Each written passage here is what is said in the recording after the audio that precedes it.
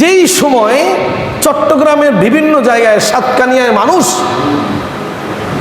হাজার হাজার মানুষ তাদের ঘর বাড়ি নিয়ে বিপর্যয়, চট্টগ্রামের মানুষগুলা পানির ভিতরে থই থই করতেছে, গরু ছাগলের তো কোনো খবর নাই। এমন কি আপনারা যারা নেট চালাইছেন তারা দেখছেন লাশ যে দাফন করবে এই দাফনের মতন কি নাই, মাটি নাই। কি করছে জানেন? গাছের ভেলায় লাশ কাপড়ের কাপড় পরাইয়া ভাসাই দিছে, যেখানে যে জাগজিয়া মাটি তো নাই, কি করবে? এমন করুণ পরিস্থিতি। দালানের ঘরে দালান, গোঠার ঘরে গোটা, যা কিছু আছে কুড়িঘর থেকে দালান কোঠা সব কিছু পানিতে।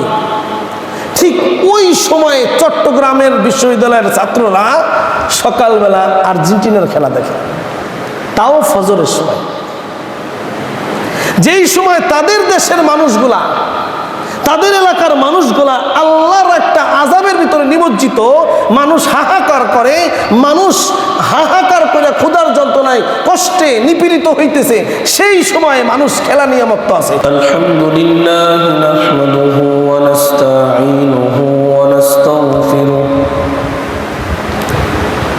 ওয়া নাউযু বিল্লাহি মিন শুরুরি আনফুসিনা ومن سيئات أعمالنا من يهده الله فلا مضل له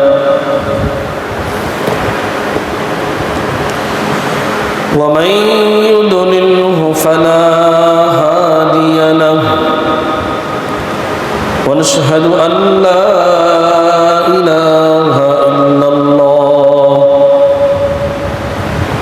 وحده لا شريك له لا ضد له ولا ند له ولا مثل له لا مثال له ولا شبيه له ولا شبيه له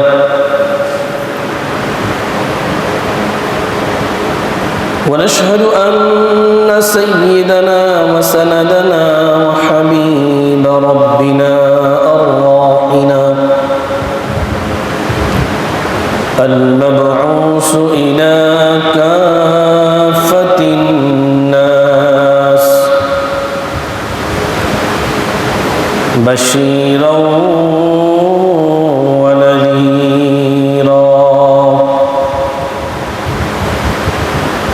وداعيا إلى الله بإذنه وسراجا وقمرا منيرا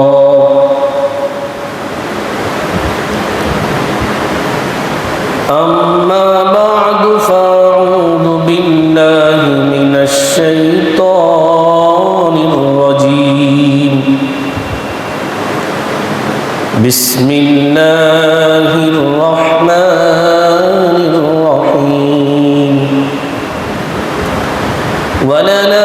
ولنبلونكم بشيء من الخوف والجوع ونقص من الأموال والأنفس والثمرات وبشر الصابرين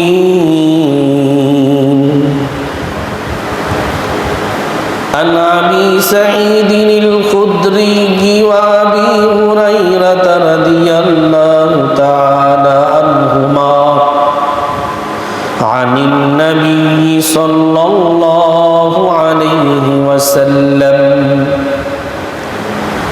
ما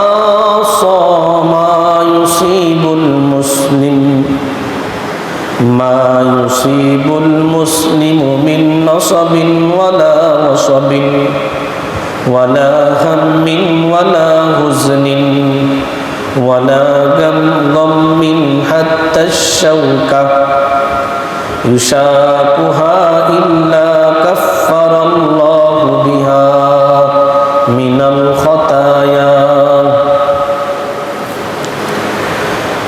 أو كما قال عليه الصلاة والسلام اللهم صل على على محمد وعلى آل محمد كما صليت على إبراهيم وعلى آل إبراهيم إنك حميد مجيد اللهم بارك على محمد وعلى آل محمد كما باركت على إبراهيم وعلى آل إبراهيم إنك حميد مجيد الحمد لله মুআজ্জাজ মুহতারাম মুসল্লিয়ান ইকরাম, আল্লাহ তাআলার দরবারে লাখ কোটি শুকরিয়া যে আল্লাহ রাব্বুল ইজ্জত আপনাকে আমাকে এরকম একটি বৈরী আবহাওয়ার ভিতরেও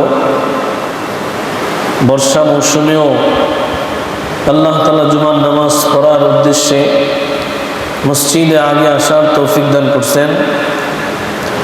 কোরআন ও হাদিসের আলোকে কিছু কথা বলবার এবং শুনবার তৌফিক দান করছেন। অন্তরস্থল থেকে শুকরিয়া আদায় করি আলহামদুলিল্লাহ। গত সপ্তাহের যে আলোচনা ছিল, মানুষ পরিবারের পেরেশানির কারণে, সমাজের দুশ্চিন্তার কারণে চাপে পড়ে মানুষ কি করে? আত্মহত্যা করে, নিজেকে নিজে শেষ করে দেয়। তো আজকের আলোচনা আল্লাহ তাআলা আমাকে আপনাকে মাঝে মধ্যে যে বিপদ দেয়, এটা কেন, এই বিষয়ে আজকে আলোচনা। আল্লাহ তাআলা সূরাতুল বাকারার ভিতরে আল্লাহ তাআলা 155 নম্বর আয়াত 2 নম্বর পারার 2 নম্বর পৃষ্ঠার ভিতরে আল্লাহ তাআলা বলেন, وَلَنَبْلُوَنَّكُمْ بِشَيْءٍ مِّنَ الْخَوْفِ وَالْجُوعِ وَنَقْصٍ مِّنَ الْأَمْوَالِ وَالْأَنفُسِ وَالثَّمَرَاتِ وَبَشِّرِ الصَّابِرِينَ। সূরাতুল বাকারা 155 নম্বর আয়াতের ভিতরে আল্লাহ তাআলা বলেন, ওয়ালানাবলুওয়ান্নাকুম বিশাইইন মিনাল খাউফ, আমি মানুষকে মাঝে মধ্যে পরীক্ষা করব। কি করব? পরীক্ষা, বিপদে ফালাইব, দুশ্চিন্তার ভিতরে তারে পড়াই দেব আমি। ওয়ালানাবলুওয়ান্নাকুম বিশাইইন মিনাল খাউফ, তাকে মাঝে মধ্যে পরীক্ষা করব ভয় দিয়ে, পারিবারিক অসুস্থতা দিয়ে, সমাজের দলের চাপ দিয়ে, ভয় দিয়ে আমি তাকে পরীক্ষা করব। ওয়াল জুই, মাঝে মধ্যে আমি তোমাদেরকে পরীক্ষা করব ক্ষুধার যন্ত্রণা দিয়ে। কির যন্ত্রণা? ক্ষুধা। যেমন ফিলিস্তিনের অনাহারী মানুষগুলো বুঝতেছে খাদ্যের কি দাম, কথা ঠিক কিনা?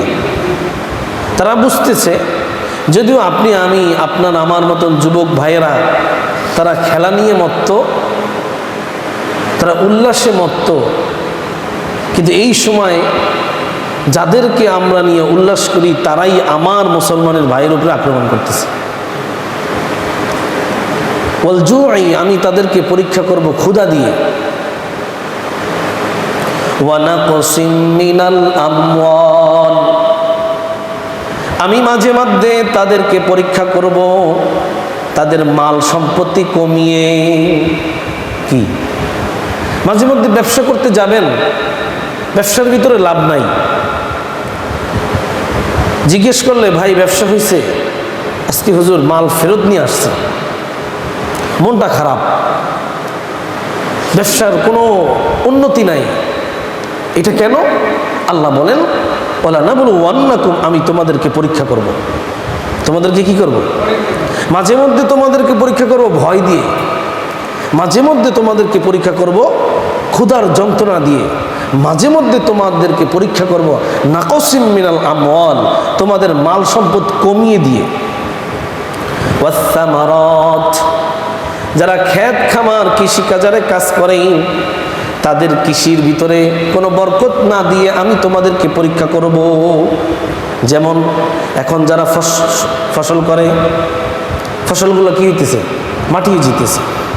যারা পান বুরুজে কাজ করে, পানের উন্নতি নাই, ব্যবসা নাই, বিভিন্ন ফসল, আল্লাহ বলেন আমি তোমাদেরকে ওয়াসসামারাত, মাঝে মধ্যে এই যে তোমরা ফসল করতেছো এই ফসলের ভিতরে কম দিয়া, তোমাদেরকে লাভবান না করিয়া ক্ষতি দিয়া আমি তোমাদেরকে পরীক্ষা করব। তাহলে আল্লাহ তাআলা কি বলেন? আমি তোমাদেরকে মাঝে মধ্যে পরীক্ষা করব ভয় দিয়ে। যেমন সিলেটে চট্টগ্রামের মানুষকে পানি দিয়ে কি করতেছে আল্লাহ তাআলা? পরীক্ষা করতেছে। চীনের মতন জায়গায় উন্নত দেশগুলোর ভিতরেও পানি দিয়ে আল্লাহ তাআলা পরীক্ষা করেন। ওয়াল জুআই, খোদার যন্ত্রণা দিয়ে আমি তোমাদেরকে পরীক্ষা করব। ওয়ানাকসিম মিনাল আমওয়াল, এই বন্যা দিয়ে আমি তোমাদের বাড়ি ঘর সম্পত্তি সব নিয়ে যাব। আল্লাহ বলেন শেষে ওয়াবাশশিরিস সাবিরিন, কিন্তু সুসংবাদ হলো যারা এই বিপদে পড়েও আমার প্রতি ধৈর্য ধারণ করে। আল্লাহ বলেন আমি তোমাদেরকে পরীক্ষা করব। হুজুর কেমন, ভাই কেমন আছেন? হুজুর পকেটের অবস্থা ভালো না, ঘরে চাল নাই, ফ্যামিলির অবস্থা ভালো না। আল্লাহ বলেন এই অবস্থায় কারা সফল কাম? আল্লাহ বলেন ওয়াবাশশিরিস সাবিরিন, যারা বিপদে পড়ে আল্লাহর প্রতি ধৈর্য ধারণ করে। গত সপ্তাহে বলছিলাম পরিবারের চাপে পড়া, বিপদে পড়া শেষ পরিণতি কি করে? গলায় দড়ি দেয়। শেষ পরিণতি বেছে নাই কি? আত্মহত্যা। আল্লাহ বলেন আত্মহত্যা তোমার শেষ পরিণতি নয়, জীবনকে শেষ করা তোমার পরিণতি নয়, তোমার পরিণতি আল্লাহ বলেন ওয়াবাশশিরিস সাবিরিন। তাদের জন্য সুসংবাদ যারা বিভিন্ন ভয়ের অবস্থায়, বিভিন্ন জুলুমের শিকার হয়ে, বিভিন্ন মানুষের অত্যাচারের ভিতরেও থাইকাও আল্লাহর প্রতি ধৈর্য ধারণ করে। রাসূল করিম সাল্লাল্লাহু আলাইহি সাল্লাম একটা হাদিস বলেন, হাদিসটা বুখারী শরীফের ভিতরে আসছে। আল্লাহ রাসূল বলেন মা ইউসিবুল মুসলিমু, মুসলমান যত বড় বিপদ আসুক না কেন, ওয়ালা ওয়াসাবিন ওয়ালা নাসাবিন, তার বংশীয় বিপদ, তার নিজের পারস্পরিক বিপদ, ওয়ালা হাম্মিন ওয়ালা গাম্মিন, তার যত পেরেশানি আছে, তার যত চিন্তা আছে, চেতনা আছে, ইল্লা হাত্তা ইউশাউকাতু, এমনকি মুসলমানের পায়ে যদি একটা কাঁটাও ঢুকে, মুসলমানের পায়ে যদি একটা কি ঢুকে? কাঁটা, কাঁটা, কাঁটা, গাছের কাঁটা। হাত্তা শাউকাতু, মুসলমানের পায়ে যদি একটা কাঁটাও ঢুকে, ইল্লা কাফফারাল্লাহু বিহাল খাতায়া, আল্লাহ তাআলা মুসলমানদের জন্য এটা একটা লাভ রাখছেন। কাফফারাল্লাহু বিহাল খাতায়া, তাকে মাঝে মধ্যে বিপদ দিয়ে আমি তার গুনাহগুলোকে মাফ করাই দিই। আমি তার গুনাহগুলোকে কি করাই দিই? মাফ করাই দিই। এর জন্য বিপদে যদি আমি ধৈর্য ধারণ করি, এটা আমার জন্য সুসংবাদ, এটা আমার জন্য ভালো কাজ, আমার জন্য সামনের পথের সফলতা। কারণ রাসূল করিম সাল্লাল্লাহু আলাইহি সাল্লাম যেটা বুখারীর বর্ণনা বললাম, এটার ভিতরে বলছেন মুসলমানের যত পেরেশানি হোক না কেন, মুসলমানের যত বিপদ হোক না কেন, ওয়ালা হাম্মিন ওয়ালা গাম্মিন, তার যত পেরেশান হোক না কেন, তার জন্য চিন্তা চেতনা আসুক না কেন, তার বিভিন্ন লাইফ সেটেল নিয়ে সে অনেক হতাশ, সে যাই থাকুক না কেন, রাসূল বলেন হাত্তা শাউকাতু ইউশাকুহা, তার এমন কি কোনো মুসলমানের যদি পায়ের ভিতরে একটা কাঁটাও ঢুকে, কাঁটা ঢুকলে ব্যথা লাগে কিনা? কাঁটা ঢোকার পরে যে ব্যথা লাগে, রাসূল করিম সাল্লাল্লাহু আলাইহি ওয়াসাল্লাম বলেন এই ব্যথাটার বিনিময়েও তুমি তোমার গুনাহের কাফফারা পেয়ে যাবে, গুনাহের কাফফারা হয়ে যাবে। এর জন্য মাঝে মধ্যে বিপদ আসলে, মাঝে মধ্যে ঝড় আসলে, বন্যা আসলে, মাঝে মধ্যে সিডর আসলে, তুফান আসলে, মাঝে মধ্যে শারীরিক কোনো ক্ষতি আসলে, পারিপার্শ্বিক কোনো ক্ষতি আসলে, অন্যর দিক থেকে কোনো চাপের ভিতরে বসলে, এটা আপনি আমি কল্পনা করতে হবে যে আমার জন্য এটা নেকির রাস্তা, আমার জন্য এটা কি রাস্তা? নেকির রাস্তা। আচ্ছা, এখন বলি বিপদ কেন আসে?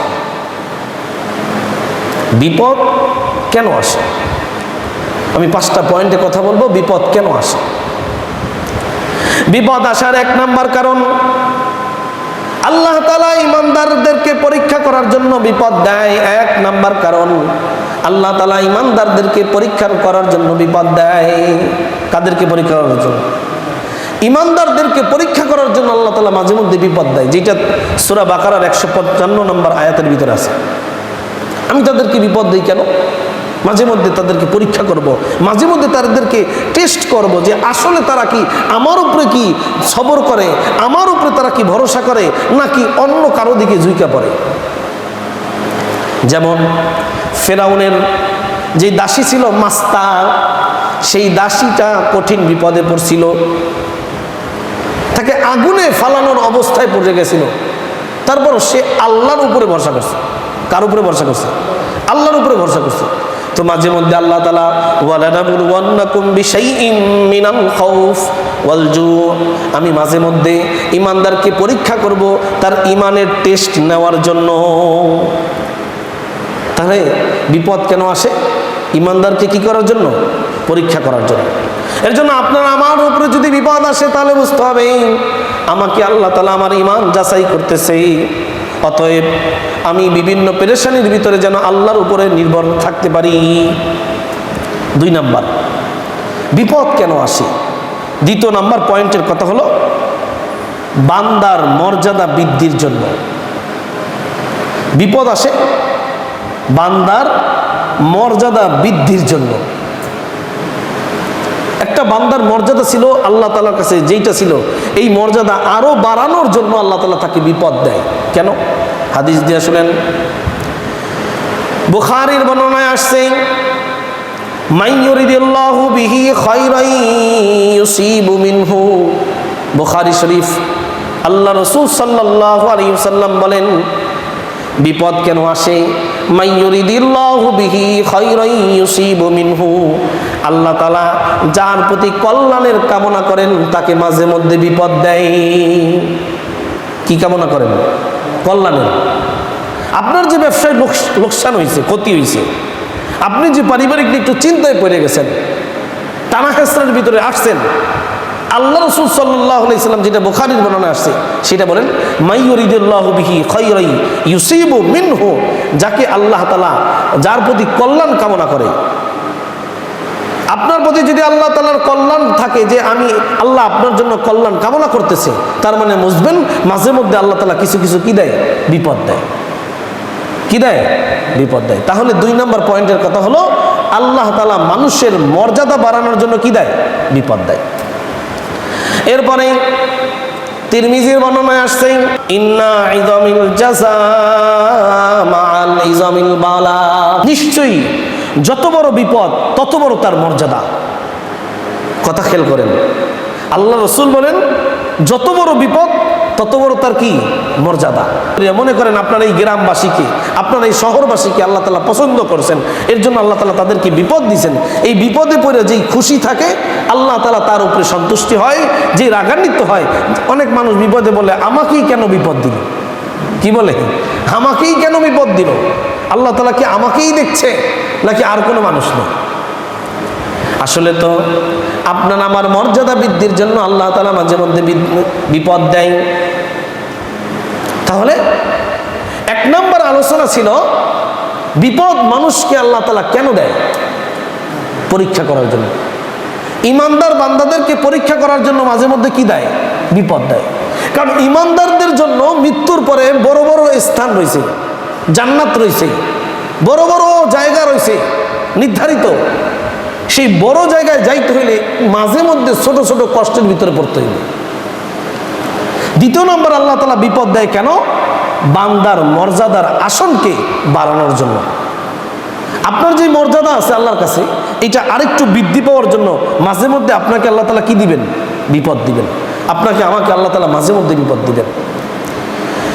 আল্লাহু আকবার। 3 নাম্বার, দুঃখ কষ্টের বিনিময়ে জান্নাত। যেহেতু আল্লাহ তাআলা দুঃখ কষ্টের বিনিময়ে জান্নাত রাখছেন, এই জন্য আল্লাহ তাআলা মাঝে মধ্যে জান্নাত তো শুধু ইমানদারদের জন্য, জান্নাত কাদের জন্য?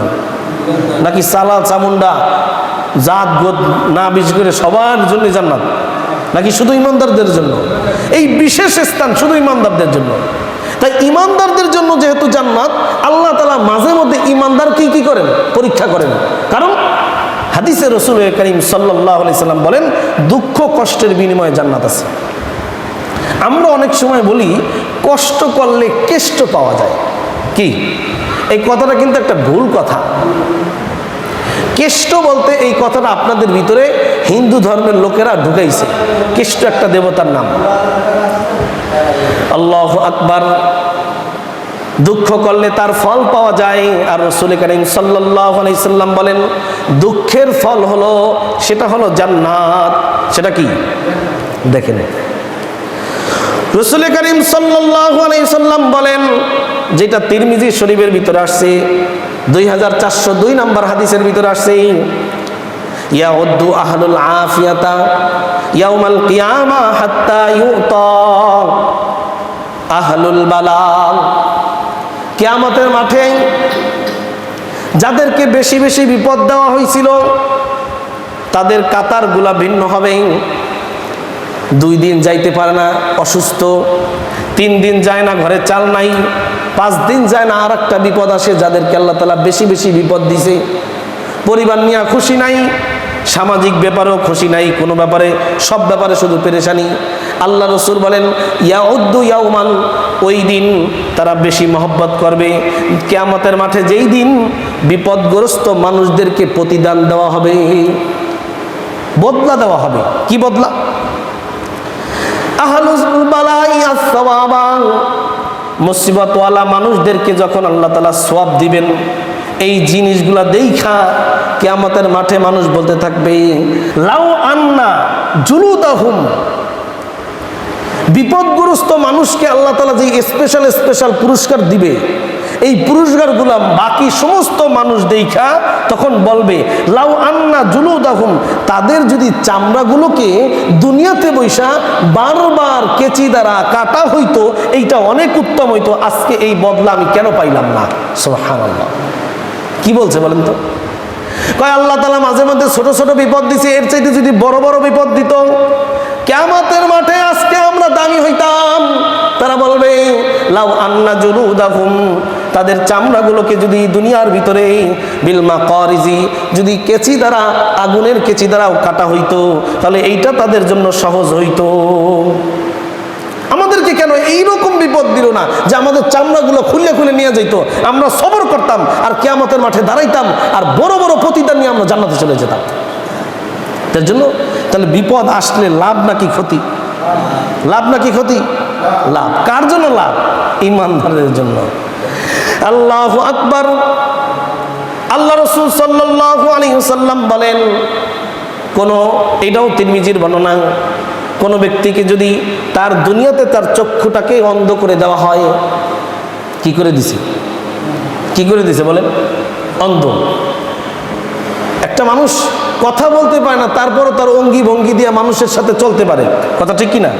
হ্যাঁ, একটা হাত না থাকলেও আর একটা হাত দিয়ে চলতে পারে, 2টা হাত না থাকলেও বড় বড় টিকটকার হয়ে সেলিব্রিটি হয়ে গেছে।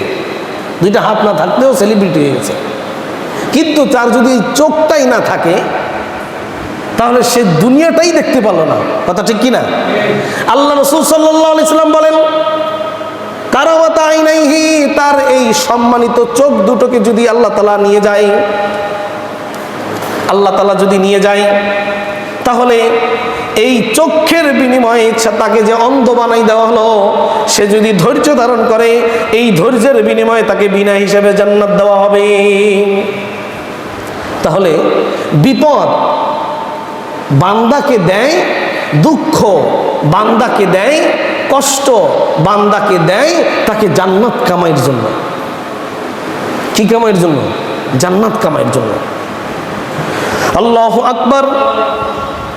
এই গেল আমার কয়েকটা কারণ, 3টা কারণ চলে গেল। আরেকটা কারণ কি, যেটা আমাদের জন্য খুবই গুরুত্বপূর্ণ। বিপদ আল্লাহ তাআলা আরেকটা কারণে দেয়, সেটা হলো গুনাহের কারণে। কি কারণে? গুনাহের কারণে আল্লাহ তাআলা বিপদ দেয়। কি হুজুর দলিল কি? সূরাতুর রুম আয়াতের ভিতরে আল্লাহ তাআলা বলেন, জহরাল ফাসাদু ফিল বাররি ওয়াল বাহরি বিমা কাসাবাত আইদিন নাস।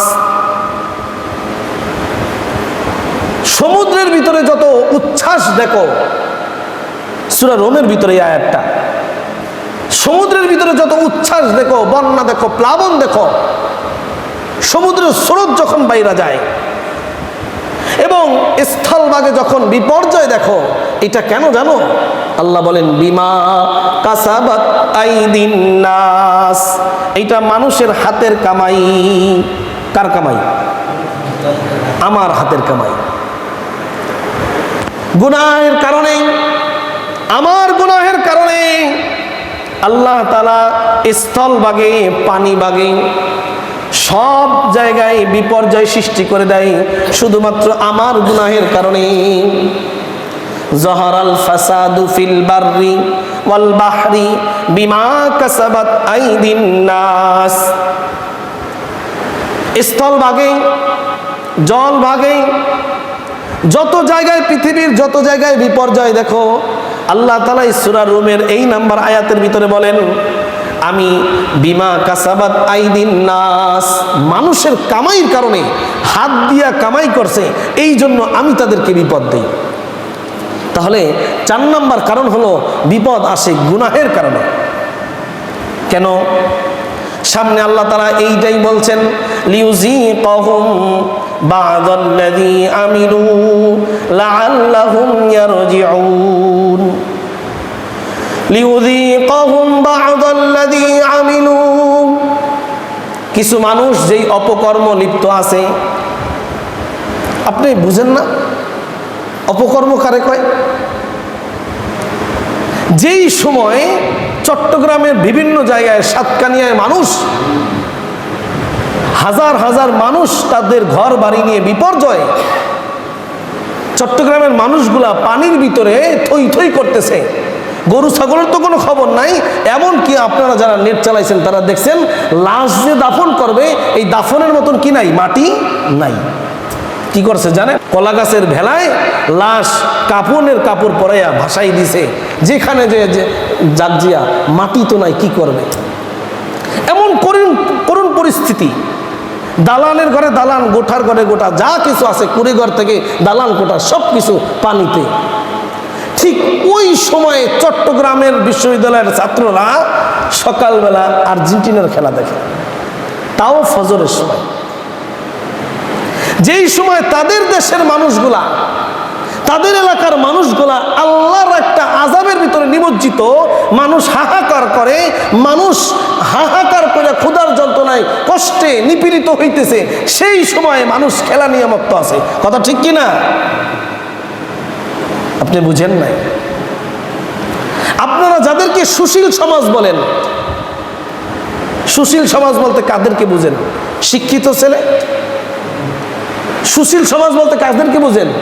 শিক্ষিত ছেলে, honours pass, degree pass, masters শেষ, এটা সুশীল সমাজের আপনাদের কাছে সংজ্ঞা। সেই সুশীল সমাজ তাদের ভাইয়ের বিপদে, আরে আমরা তো মুসলমান না, একটা মানুষত্ববোধ যাদের ভিতরে আছে, তার সামনে যদি একটা বিড়াল, যার প্রাণ গেলে আপনার আমার কোনো জেল জরিমানা নাই, আছে? এই একটা বিড়াল যদি মরে যায়, কোনো জেল জরিমানা হবে? যার কাছে কোনো জেল জরিমানা নাই, যার ভিতরে মানুষত্ব আছে, তার সামনে যদি একটা বিড়াল হাবুডুবু খায়, মানুষত্বের ভিতর থেকে দাগা দিবে যে আমি বিড়ালটাকে বাঁচাই। কথা ঠিক কিনা? আপনারা যাদেরকে সুশীল সমাজ বলেন, তারাই ওই সময়ে খেলার ভিতরে নিমজ্জ, তাদের ভাইয়েরা পানির ভিতরে ডুবে হাবুডুবু খাচ্ছে। আর আপনারা যাদেরকে জঙ্গি ট্যাক্স দেন, আপনারা যাদেরকে আলেম সমাজদেরকে দূরে রাখতে চান, সেই আলেমগুলা দক্ষিণবঙ্গ থেকে, বিভিন্ন জায়গা থেকে, ঢাকা থেকে, বিভিন্ন স্থান থেকে ত্রাণ নিয়ে ওই মুসলমানদের পাশে দাঁড়াইছে। আপনারা যাদেরকে জঙ্গি ট্যাক্স দেন, মাঝে মধ্যেই আপনাদের বিরুদ্ধে গেলেই কেস মামলা দিয়া তাদেরকে জেলের ভিতরে ভরে রাখেন, তারাই শেষ পর্যন্ত আপনাদের মতন মুসলমানদের অসহায় কিছু মানুষের পাশে দাঁড়াইলো। আর আপনাদের যাদেরকে নিয়ে আশা ভরসা, যারা আজও পর্যন্ত সুয়ের পিছনে যে ফুকা আছে এই ফুকাটা পর্যন্ত করতে পারলো না ইঞ্জিনিয়ারিং বুদ্ধি দিয়া। কি বাংলাদেশের কোনো এই ইঞ্জিনিয়ার আজও পর্যন্ত নিজস্ব মেধা দিয়া সুয়ের যে ফুকাটা আছে এই ফুকাটাও করতে পারে নাই। এই সুয়ের ফুকাটা করলেও চায়না মেশিন লাগছে। যাদেরকে এত টাকা খরচ করে সব কিছু দিলেন সেই সুশীল সমাজ আপনার মুসলমানের পাশে দাঁড়ায় নাই, তাহলে বিপদ আসবে না কেন? বিপদ আসবে না কেন? জহারাল ফাসাদু ফিল বাররি ওয়াল বাহরি বিমা কাসাবাত আইদিন নাস। স্থলভাগে, পানিতে, যত জায়গায় বিপর্যয় দেখো, আল্লাহ বলেন আমি বিপর্যয় দেই মানুষের হাতের কামাই। কার কামাই? হুজুর, তাইলে তো অনেক বুজুর্গ মানুষও আছে, তাহলে তাদের কারণে আমাদেরকে আল্লাহ রক্ষা করেন না কেন? আপনারাই স্লোগান দেন, মাঝে মধ্যে কথা বলেন, বালা আসলে পীরের গায়েও লাগে। কথা ঠিক কি না? তখন আর পীরে কাজ হইব না, তখন আর আমলে কাজ হইব না। সমাজের ভিতরে যদি অপকর্ম বেড়ে যায়, সমাজের ভিতরে যদি আল্লাহর নাফরমানি বেড়ে যায়, সমাজের ভিতরে যদি আল্লাহর নৈকট্য লাভ থেকে দূরে চলে যায়, তাহলে ওই সমাজটাকে আল্লাহ তাআলা ধ্বংস করে দেয়। কেন দেয়? কেন দেয়? লিউযীকাহুম বা'দাল্লাযী আমিলু, যেন কিছু মানুষ যেই অপকর্মগুলো করছে তাদের যেন স্বাদ, যে আমি অপকর্ম করলে কি বিপদে পড়তে পারি, এইটা নেওয়ার জন্য আল্লাহ তাআলা তাদেরকে মাঝে মধ্যে বিপদ দেয়। লাআল্লাহুম ইয়ারজিউন, আল্লাহ তাআলা এইটাও বিপদ দিলেন যেন এই বিপদে পইরাও লাআল্লাহুম ইয়ারজিউন, আল্লাহর দিকে যেন ফিরে আসতে পারে। কার দিকে? আল্লাহর দিকে যেন ফিরে আসে। বিপদে পড়ছে বান্দা, তার গুনাহের কারণে বিপদ হয়েছে, সে বুঝতে পারছে আমাদের গুনাহের কারণে, তার কারণেও কি লাআল্লাহুম ইয়ারজিউন, আল্লাহ তাআলা তাদেরকে বিপদ দিল, ইয়ারজিউন, তারা যেন আল্লাহর দিকে ফিরে আসে। যুবকদের মাথার ব্রেন এত ওয়াশ হয়েছে, এত নিকৃষ্ট হয়ে গেছে যে যুবক বুঝতেছে না যুবক মুখ দিয়া কি বলতেছে, কিচ্ছু বোঝে না। আমরা যে আপনাদের কাছে মাঝে মধ্যে বলি কিয়ামতের আগে আগে দাজ্জাল আসবে। কি আসবে? দাজ্জাল। দাজ্জাল আয়সা সে এক সময় দাবি করবে আমি আল্লাহ। কি দাবি করবে? আমি আল্লাহ। তখন মানুষ প্রশ্ন করবে তুমি আল্লাহ হিসেবে তাহলে কি? বলবে আমার ডান হাতে জান্নাত, আমার বাম হাতে জাহান্নাম। দাজ্জালকে আল্লাহ তাআলা এমন এক ক্ষমতা দিবেন, দাজ্জাল বলবে এই অমকের ফসল সব হয়ে যাও, 1 মিনিটের ভিতরে ফসল হইয়া পাইকা ধান হইয়া চাউল হইয়া আপনার ঘরে আসবে। এই ক্ষমতা কাকে দিবেন? দাজ্জালকে। শেষ জমানার সবচেয়ে বড় ফিতনা হলো দাজ্জাল। দাজ্জালকে মানুষ কিভাবে মানবে? আপনি মানবেন, আমি মানবো, তাহলে মানবে কারা? যারা জীবনে কাউকে দেখে নাই, অন্ধের মতো। এই কালকেও আজকে সকালে দেখলাম অন্ধের মতো তার দল নায়ককে সে বলতেছে আমার আব্বা। নিজের বাবাকে, সাংবাদিক বারবার বলতেছে আপনার বাবাকে, বলতেছে আমার মেসি। নিজের বাবাকে অস্বীকার করে ফেলাইতেছে, নিজের জন্মদাতা পিতাকে অস্বীকার করতেছে। যেই লোকটাকে দেখে নাই, কাছে যাইতে পারে নাই, কথা বলতে পারে নাই, তাকে নিজের বাবার চাইতে উচ্চ মর্যাদা দিয়ে ফেলাইছে। তাহলে এরা যে দাজ্জাল আসলে দাজ্জালের দেবতা, দাজ্জালকে খোদা হিসেবে মানবে না, এর প্রমাণ কি? কারণ আমাদের কাছে যদি আমরা মানুষ এত আমাদের মেধা এত কমতি, আমাদের সামনে যদি কেউ একটু জায়নামাজ বিছিয়ে আকাশে উড়ে যায়, তাইলেই মনে করবো লোকটার ভিতরে অনেক কিছু আছে। কথা ঠিক কিনা? কথা বলেন।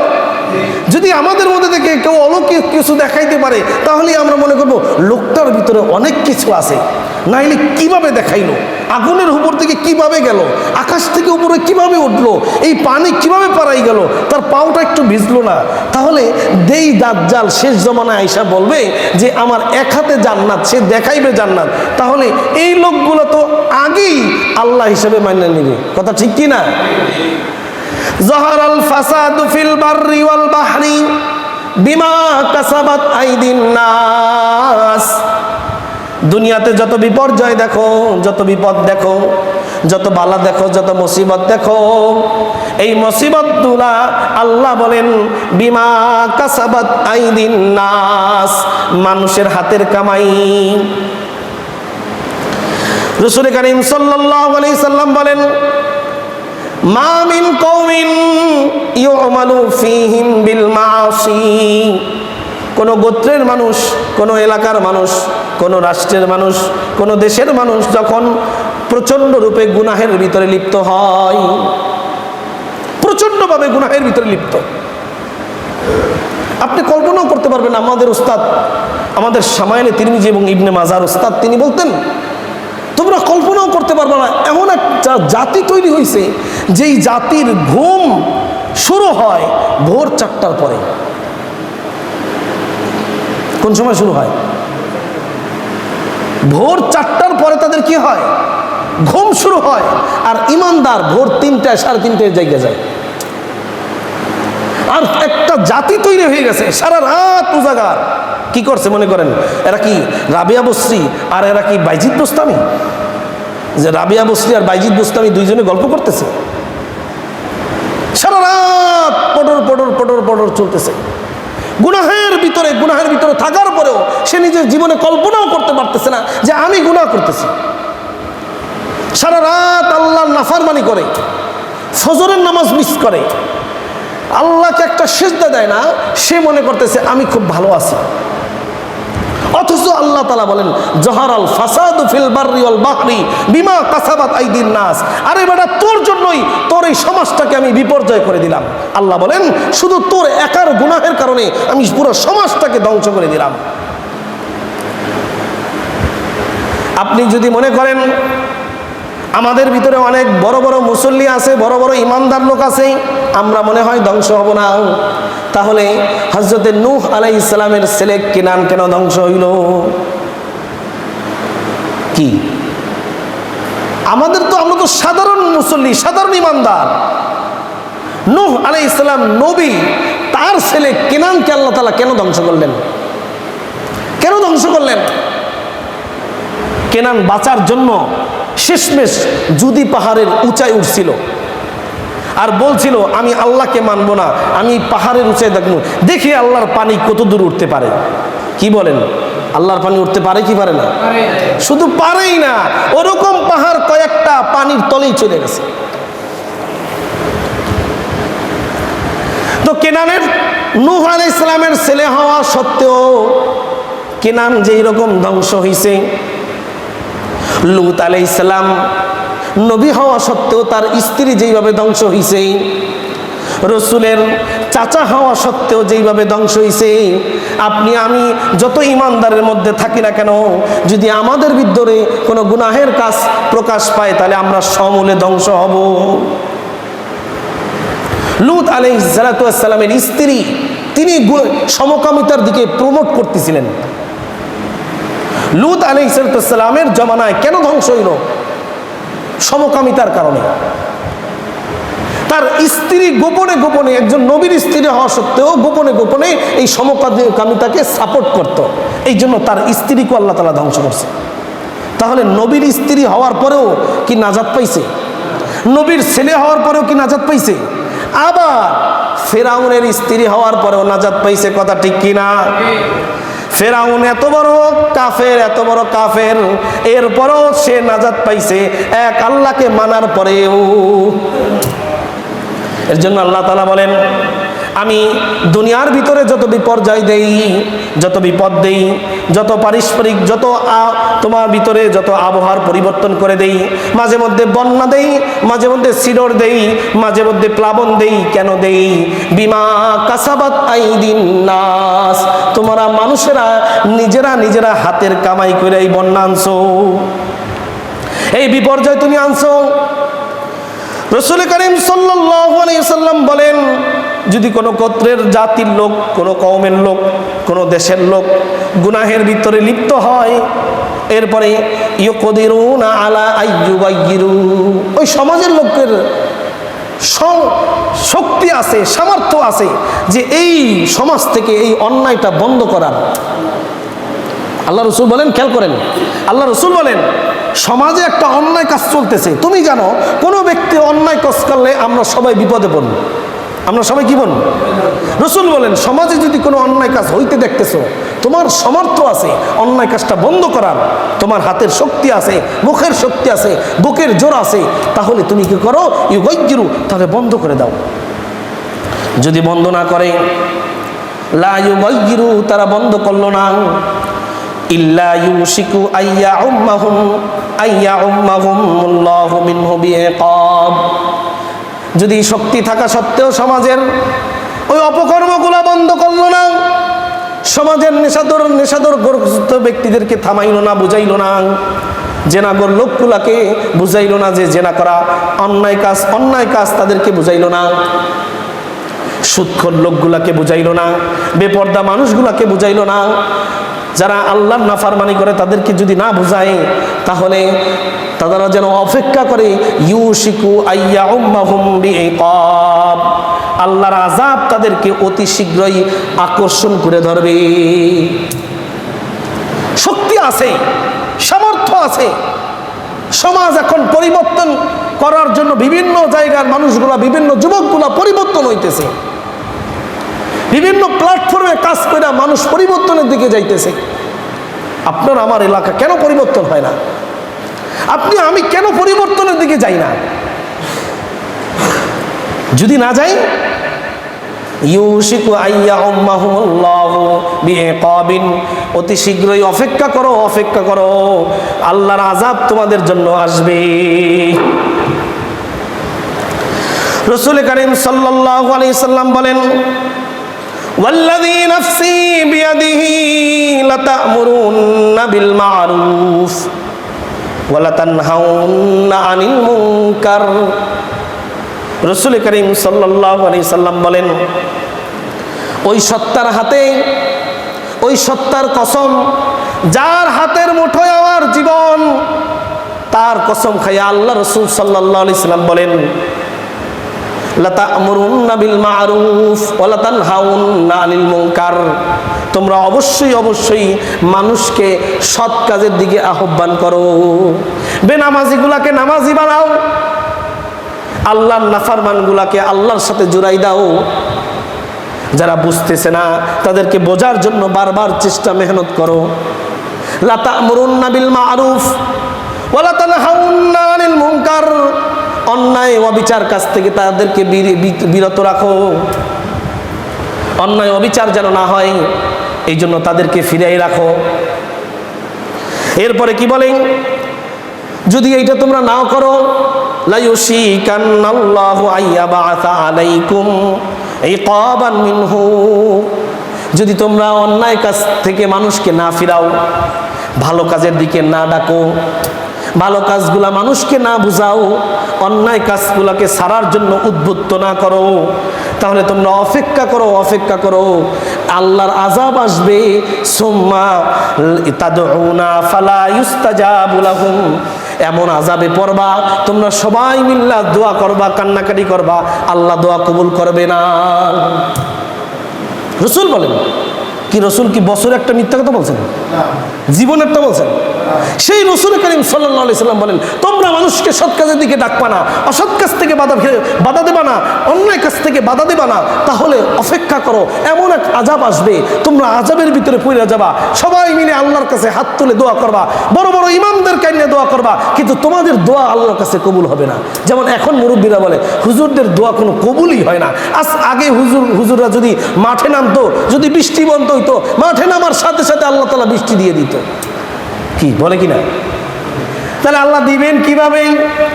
আপনি মক্কার ইমাম আনেন আর যত বড় আলেম আনেন না কেন, যত বড় বুজুর্গ মানুষ আনেন, আল্লাহ রাসূল বলেন লা ইস্তাজাবা লাহুম, তোমাদের দোয়া কবুল করা হবে না। কি করা হবে না? দোয়া কবুল করা হবে না। আচ্ছা, তাহলে গুনাহের কারণে আল্লাহ তাআলা আমাদেরকে আযাব দেয়। এখন আমাদের তাইলে করণীয় কি? করণীয় হলো সবাই মিলে তওবা ইস্তেগফার পড়া। যেই বন্যা আল্লাহ তাআলা চট্টগ্রামে দিতে পারছে, ওই বন্যা কি বরিশালে দিতে পারে না? জোরে বলেন। তাহলে আমাদের এখন করণীয় কি? ওই তাদের থেকে শিক্ষা নিয়ে আমরা এখন তওবা পড়ব, ইস্তেগফার করব। আল্লাহ রাসূল সাল্লাল্লাহু আলাইহি ওয়াসাল্লাম বলেন, মান লাজিমাল ইস্তেগফার, যেই ব্যক্তি ইস্তেগফারকে জরুরি মনে করলো, হাঁটায় চলায় সবসময় ইস্তেগফার করলো, কি করলো? আস্তাগফিরুল্লাহ, অন্তরে ভয় রেখা, ভিতরে ভয় রেখা আল্লাহর কাছে ইস্তেগফার করলো, আস্তাগফিরুল্লাহ আস্তাগফিরুল্লাহ আস্তাগফিরুল্লাহ, জাআলাল্লাহু লাহু মিন কুল্লি হাম্মিন ওয়া ফারজিন, আল্লাহ তাআলা তার সমস্ত পেরেশানির জন্য একটা পথ খুলে দিবেন। মান লাজিমাল ইস্তেগফার। এর জন্য আমার কাছে যদি কোনো বন্ধু বান্ধব, যে কোনো ব্যক্তি যদি ফোন দেয়, ভাই বিপদে পড়ছি, সমস্যা, আমি বলি বেশি বেশি ইস্তেগফার করো। কেন? রাসূল করিম সাল্লাল্লাহু আলাইহি সাল্লাম বলেন, মান লাজিমাল ইস্তিগফার জাআলাল্লাহু মিন কুল্লি দাইকিন ওয়া ফারজিন ওয়া হাম্মিন, তার যত পেরেশানি আছে, যত দুঃখ আছে, যত যন্ত্রণা আছে, তার যত বিপদ আছে, শুধু যদি ইস্তেগফারকে জরুরি মনে করে, আল্লাহ তাআলা তার জন্য একটা রাস্তা করে দিবেন। সে জীবনে কল্পনাই করতে পারবে না যে এই রাস্তা দিয়ে তার সাহায্য আসছে। এরপরে রাসূল করিম সাল্লাল্লাহু আলাইহি সাল্লাম বলেন, ওয়া রাযাকাহু মিন হাইসু লা ইয়াহতাসিব, যে ব্যক্তি ইস্তেগফার করবে, আল্লাহর কাছে সবসময় ক্ষমা প্রার্থনা করবে, সেই ব্যক্তি এমন এক জায়গা থেকে রিজিক পাবে যে জীবনে কল্পনাও করে নাই এই জায়গা থেকে রিজিক আসবে। এর জন্য বন্যায় যারা কবলিত বর্তমানে চট্টগ্রামের মানুষ, আমরা যারা এখনো বিপদে পড়ি নাই, আমাদের উভয়ের জন্য জরুরি হইল এখনকার সময়ে বেশি বেশি ইস্তেগফার করা। বেশি বেশি কি করা? বেশি বেশি কি করা? ইস্তেগফার করা, আল্লাহর কাছে মাফ চাওয়া। আল্লাহ, জীবনে অনেক গুনাহ করছি, আমার গুনাহের কথা যদি সমাজ জানতো, আমার গুনাহের কথা যদি স্ত্রী জানতো, আমার পাশে ঘুমাইতো না। কি এমনও কিছু গুনাহ থাকে যে গুনাহের কথা যদি পাশের ঘুমানো স্ত্রী যদি জানতো, সেও আমাকে ত্যাগ করতো। কথা ঠিক কিনা? তাহলে আল্লাহ আমার গুনাহ জানার পরেও আমাকে পৃথিবী থেকে বাইর করে দেয় নাই, আমাকে পৃথিবী থেকে নিয়ে যায় নাই, এখনো রাখছে, এখনো বিপদ দেয় নাই, এখনো কোনো সমস্যার ভিতরে আল্লাহ তাআলা পড়েন নাই। তার মানে আল্লাহ তাআলা আমাকে চাইতেছেন যে তুমি আমার কাছে ক্ষমা চাইয়া আমার কাছে ফিরে আসো। কথা ঠিক কিনা? আচ্ছা, আর একটা বিশেষ আবদার। বিশেষ আবদার হলো, আল্লাহ রাসূল সাল্লাল্লাহু আলাইহি ওয়াসাল্লাম বলেন, মান নাফাসা আন মুমিনিন কুরবাতান, যে ব্যক্তি কোনো মুমিনের বিপদকে দূর করে দিবে, কোনো মুসলমানের বিপদকে দূর করে দিবে, ফিদ দুনিয়া, দুনিয়ার ভিতরে কোনো একটা মুসিবতে পড়ছে, একটা লোক একটা ভ্যান নিয়ে একটা খালে পড়ে গেছে, দুই চারজন দেখা উঠাই দিলেন, কুরবাতাম ফিদ দুনিয়া, দুনিয়ার কোনো মুসিবত থেকে তাকে উদ্ধার করে দিলেন। নাফাসাল্লাহু আনহু কুরবাতান ইয়াউমাল কিয়ামা, যেই দিন কঠিন বিপদ, কিয়ামতের মাঠে আল্লাহ তাআলা তাকে উদ্ধার করে দিবেন। তাহলে আজকে বিপদে পড়ছে কারা? আমার প্রতিবেশী কোনো ব্যক্তি বিপদে পড়ছে। আজকে আমার টাকা আছে, প্রতিবেশীর টাকা নাই। আজকে আমি ভালো খাই, প্রতিবেশী খায় না। আজকে আমি যদি পারি, যারা বন্যায় ভিতরে সমস্যা আছে তাদেরকে সাহায্য করি, এই সাহায্যের বিনিময়ে কিয়ামতের মাঠে আমাকে ওই কঠিন বিপদের সময় আমাকে সাহায্য করবে। এরপরে হলো মান ইয়াসসারা আলাল মুসিরিন, কোনো বিপদগ্রস্ত ব্যক্তির উপরে যদি আল্লাহ কোনো ব্যক্তি সহজ করে দেয়, কোনো অভাবী ব্যক্তিকে যদি একটু অভাবকে দূর করে দেয়, ইয়াসসারাল্লাহু আলাইহি ফিদ দুনিয়া ওয়াল আখিরাহ, রাসূল বলেন তার দুনিয়া এবং আখিরাতের কামকে আল্লাহ সহজ করে দিবেন। আপনি একটা কঠিন বিপদে পড়ছেন, মাঝে মধ্যে বলি ভাই বিপদ আসবে না, ইনশাল্লাহ বিপদ আসবে না। আপনি শুধুমাত্র প্রতিদিন কিছু না কিছু দান সদকা করেন, বিপদ আসবে না। আপনি অভাবী লোককে ভালোবাসা, অভাবী কোনো মানুষগুলোকে যার ঘরে বাজার নাই। আরে অভাবী আমরা বুঝি শুধুমাত্র যারা প্রফেশনাল ভিক্ষুক তাদেরকে টাকা দেওয়া না। যারা প্রফেশনাল ভিক্ষুক তাদের ইনকাম অনেক সময় আপনার আমার চাইতেও বেশি, কথা ঠিক কি না? মাসে 30,000 টাকায় তাদের ইনকাম হয় না, বেশি হয় তাদের। একটা ইমাম সর্বোচ্চ পায় 10,000 টাকা, আর একটা ভিক্ষুক কত কামাই করে? তাহলে প্রফেশনাল ভিক্ষুক না, তাদেরকে দেন, সমস্যা নাই। কিন্তু আপনার পার্শ্ববর্তী লোকটা, পার্শ্ববর্তী দেশ, পার্শ্ববর্তী গ্রাম, পার্শ্ববর্তী শহর, যেই লোকটাকে আপনার কাছে বেশি বিপদে আছে তাকে কিছু দান করেন, তাকে কিছু গোপনে গোপনে কিছু দিয়ে আসেন। গোপনে একটা জামা কিনে দেন, গোপনে কিছু বাজার করে দেন, গোপনে একটা তেলের বোতল কিনে দেন, গোপনে একটা লবণের প্যাকেট কিনে দেন। আল্লাহ তাআলা আপনাকে কিয়ামতের মাঠে কঠিন অবস্থান ভিতরে সাহায্য করবে। পারা যাবে তো ইনশাল্লাহ? আল্লাহ তাআলা আমাদেরকে বোঝার মতন তৌফিক দান করে।